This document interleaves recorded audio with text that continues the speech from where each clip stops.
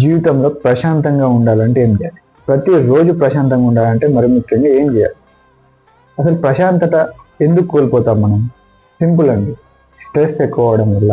Stress ఎప్పుడు ఎక్కువ అవుతుందంటే మనం చేయాలనుకున్న పనులు చేయకపోవడం వల్ల.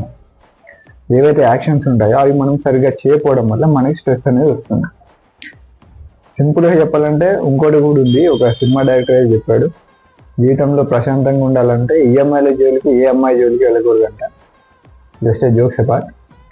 సింపుల్, మీరు లేవగానే ఆ రోజు ఏమేమి చేయాలనుకుంటున్నారో అవి నోట్బుక్లో రాసుకోండి. అవి చేసి చూడండి మీకు ఎలా ఉంది. అవి చేయకుంటే పెండింగ్లో పెడితే మీకు ఎలా ఉందనేది మీకు తెలిసిపోతుంది, ప్రశాంతత ఉందా పోయిందా అని.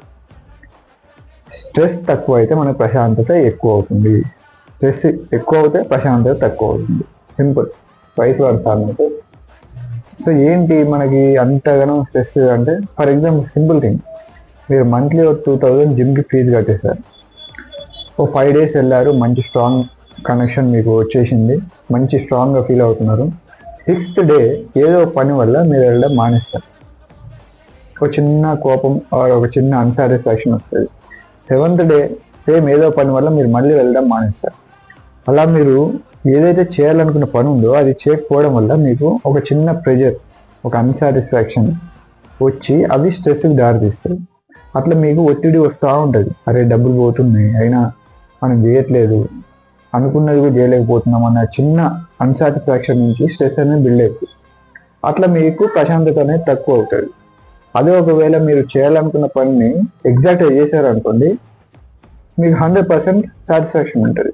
సో స్ట్రెస్ అనేది పోతుంది.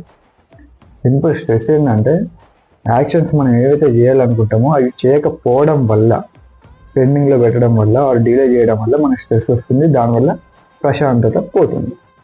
సో మీకు ప్రశాంతత ఎవ్రీడే కావాలంటే మార్నింగ్ నుంచి ఈవినింగ్ వరకు ఆ రోజు మీరు ఏం చేయాలనుకున్నారు జస్ట్ లిస్ట్ వేసుకోండి, అవి చేసేయండి. నైట్ చూడండి, పడుకునేటప్పుడు ప్రశాంతంగా పడుకుంటాం. Thanks for watching.